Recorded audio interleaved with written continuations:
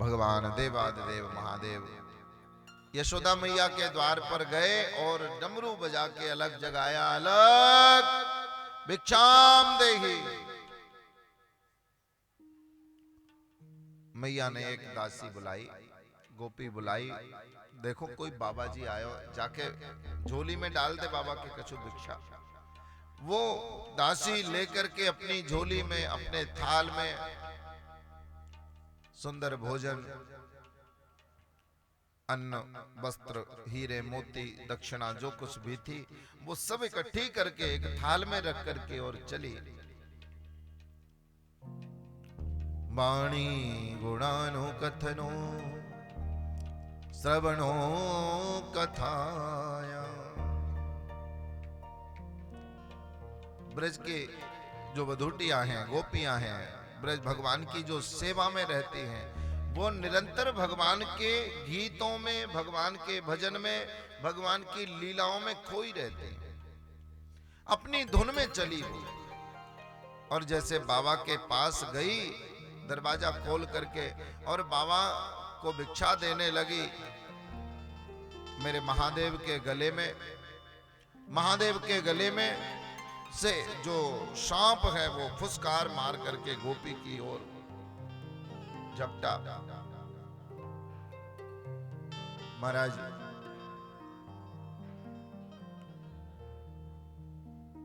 वो गोपी तो मारे डर के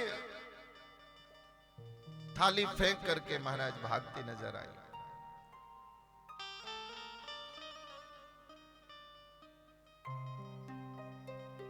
प्रेम से कहो श्री राधे।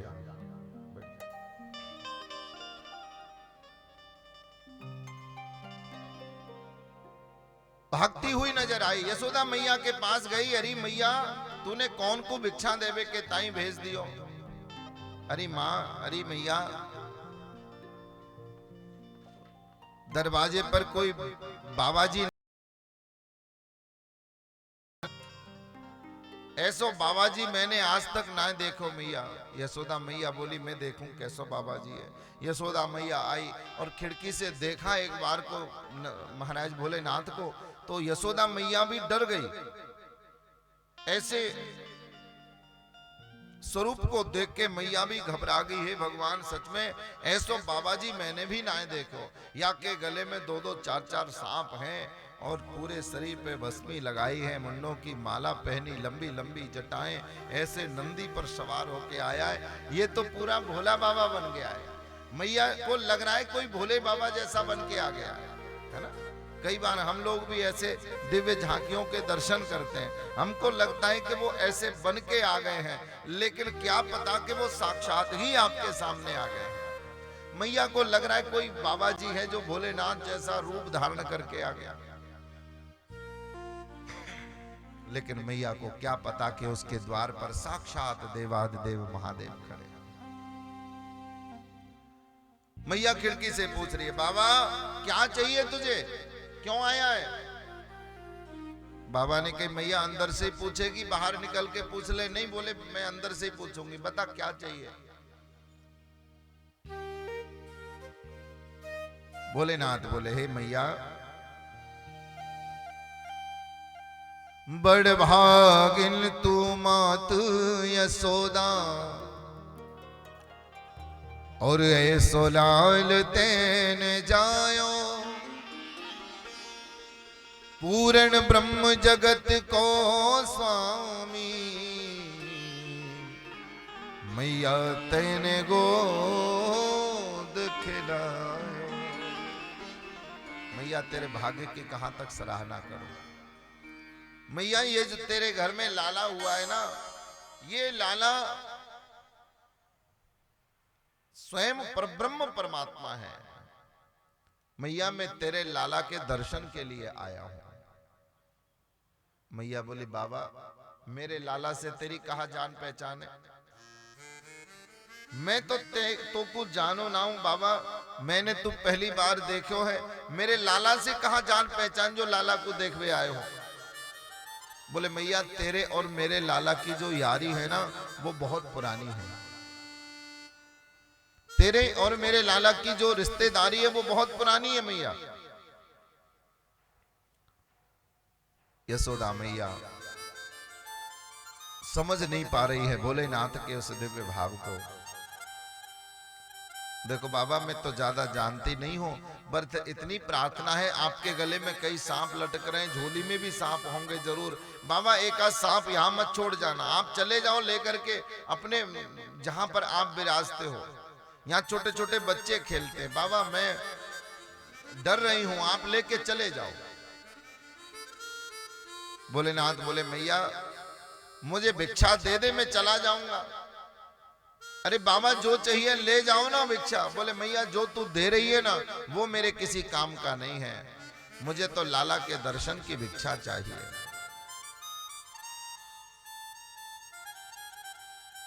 और मैया भी जिद में अड़ गई कि जो चाहिए सो ले जा बाबा, भोजन भांग खड़ाऊं,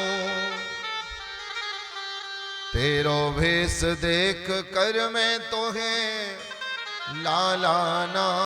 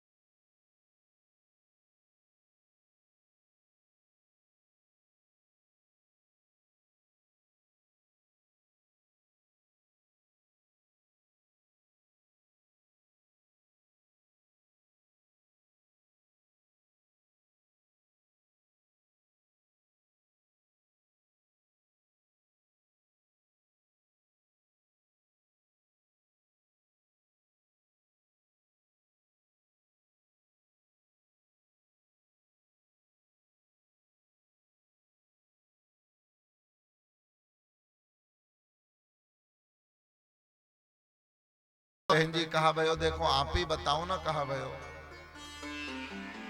यशोदा मैया कि गोदी से कन्हैया को अपनी गोदी में लेके, गोकुल की एक सबसे बड़ी बूढ़ी ताई जी है पूर्णिमा ताई जी, ताई ने अपने गोदी में बैठायो कन्हैया को और हाथ सूंघ के बोली, यशोदा तेरे छोरा को तो बहुत कररी नजर लगी है।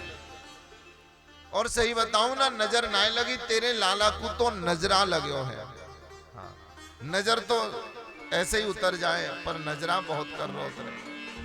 और यशोदा तेरे छोरा को तो नजरा लगो है, क्योंकि नजर तो उतार दी नहीं, नजर होती तो उतर जाती। अब किसी को क्या पता कि ये भक्त और भगवान की आपस की है, ये तड़प है, प्रेम है ये, कि भक्त के लिए भगवान रो रहे। पहले भक्त रो रहा था, अब भक्त मुंह फेर के चला गया, ठीक है तेरी मर्जी, अब तुझे दर्शन नहीं देना तो मैं तो बैठा हूं द्वार पे। भगवान रो रहे भक्त के लिए, कौन समझे ये मेरी और मोहन की बातें, ये मैं जानूं या वो जाने। भगवान रो रहे हैं। मैया ने पूछा, एक बड़ी बूढ़ी मैया ने पूछा, ये बताओ नजर किसकी लगी है? घर में कौन कौन आया? सब हिसाब लगाने लगती हैं। आज ही लाला रो रहा है, बच्चा रोता है, किसी दिन ज्यादा रोए तो कौन कौन आया सुबह से घर में? बोले वो आई थी, बगल में रहती है ना वो आंटी जी आई थी, शायद उन्हीं की नजर लग गई होगी। यशोदा बोली, मेरे तो पास पड़ोस से भी कोई ना आयो मैया। हाँ, एक सुबह सुबह बाबा जी आयो, श्यापन बारो बाबा जी। अच्छा, हाँ वो श्यापन बारो बाबा जी क्यों आए? बोले लाला के दर्शन के लिए। मां ने मुंह से कही कि हे मैया मोको लाला के दर्शन करा दे। मैंने कही बाबा जो चाहिए दक्षिणा ले जा, भोजन कर ले, कपड़ा लत्ता ले जा, पर लाला के दर्शन नहीं कराऊंगी। अब ताई जी आपको तो पता है ना, पूतना आई है, अब मैं कैसे कैसे लाला को दर्शन करा देती। पर वो बाबा जब से गयो है ना, तभी से लाला रोवे। अब जो बाबा जाने नजर लगाई है, मुक्कू लगे वही है, जाने नजर लगाई है ना वही नजर उतारे हो। गोपियों को, ग्वाल वालों को चारों दिशाओं में भेज दिया मैया ने, जाओ बाबा ज्यादा दूर नहीं गए होंगे, ढूंढ के लाओ बाबा को। चारों ओर ब्रजवासी दौड़ करके गए, देखा गोकुल के बाहर एक वृक्ष के नीचे मेरे महादेव विराजमान हैं। हाथ का तकिया लगा करके वृक्ष के नीचे धूल में ही, ब्रज रज में ही हाथ का तकिया लगा करके आनंद ले रहे हैं। प्रेम से कहो श्री। ग्वाल वाल गोपियों को दौड़ता हुआ आजा देख करके भोलेनाथ को पहले तो डर लगा। बोले कहीं ऐसा तो नहीं यशोदा मैया ने भेज दिया हो पीटने के लिए, कि देखो बाबा जी आया था, डरा करके गया है मैं सांप दिखा के। भोलेनाथ को पहले तो डर लगा, लेकिन फिर भी खड़े हो गए। गोपियों ने आके बाबा को प्रणाम किया, बाबा हम आपको प्रणाम करते हैं। महाराज एक बात बताओ, आप हमारी नंद रानी के महल में गए थे क्या? भोलेनाथ बोले देखो जी हम किसी को जानते नहीं है, गए तो थे हम गांव में, लेकिन किसके घर गए थे ये नहीं पता। अच्छा चलो ठीक है बाबा, ये बताओ आपसे नजर उतारनो आवेगा? भोलेनाथ बोले क्यों क्यों पूछ रही हो, नजर उतारनो आवे के ना? बोले हाँ बाबा बताओ तो सही। भोलेनाथ बोले नहीं नहीं पहले बात बताओ, कहा बात है? गोपी बोली देखो महाराज, हमारे जो नंदलाल है ना, यशोदा मैया के लाला हैं, नंदलाल हैं, उनको नजर लगी है, तो हम ऐसे महात्मा को ढूंढ रही हैं जो उनकी नजर उतार सके। भोलेनाथ समझ गए प्रभु की सारी लीला को, कि भगवान ने ये सारी लीला फैलाई है। तुरंत भोलेनाथ खड़े होकर कहते, हरी देवी कैसी बात कर रही हो, नजर उतारने का तो हमारा खानदानी काम है। हाँ, छोटी मोटी नजर तो हमारी शक्ल देख के ही भाग जाती है, उतर जाती है। कैसी भी नजर हो एक चुटकी में उतार देते हैं हम। तुरंत एक ग्वाल वाल ने बाबा की झोली लटकाई, चलो तो बाबा मेरे संग नंद भवन में चलो। नंद भवन में लेकर के बाबा को आए और बाबा ने कही लेके आ मैया लाला को। यशोदा मैया लाला को लेके आई और कन्हैया को भोलेनाथ ने जैसे ही अपने हाथ में लिया, वैसे ही मेरे रोते हुए कृष्ण एकदम से खिलखिला करके हंस पड़े। मिल गया, इसी के लिए तो रो रहा था। यशोदा मैया ने सोचा कि अब तो लाला हंस गया, अब तो ले लूं। जैसे यशोदा मैया ने लिया तो कन्हैया फिर रोने लगे। फिर बाबा की गोदी में दे दिया। बाबा की गोदी में चुप है, खेल रहे कन्हैया। मैया बोले देखो मेरो लाला मेरी गोदी में आए कहीं रो रो है। बाबा के सामने हाथ जोड़ के कही, ए बाबा कछु ऐसो जादू मंत्र कर दो कि मेरो लाला मेरी गोदी में आके भी हंसे। भोलेनाथ बोले हाँ मैया, मेरो आशीर्वाद है तेरे लाला के लिए, तेरे लिए। तेरो लाला अपने जीवन में कभी रोवेगो नहीं। तू अपने लाला के चरण लेके मेरे माथे पे रख दे। यशोदा मैया बोली हम गृहस्थी हैं महाराज, कैसे अपने लाला के चरण आपके माथे पे रखे। बोले देखो हम नहीं जानते, अगर चाहती हो कि लाला कभी रोए नहीं तो उसके चरण मेरे माथे पे रखो। मैया ने तुरंत कन्हैया के चरण बाबा के माथे पर रखे, जटाओं में रखे। भोलेनाथ को अपने इष्ट के प्रभु के चरण मिल गए। भोलेनाथ के आनंद की सीमा न रही। भोलेनाथ ने शंख बजाया, करताल बजाई और लाला को आशीर्वाद दिया, आशीर्वाद दिया।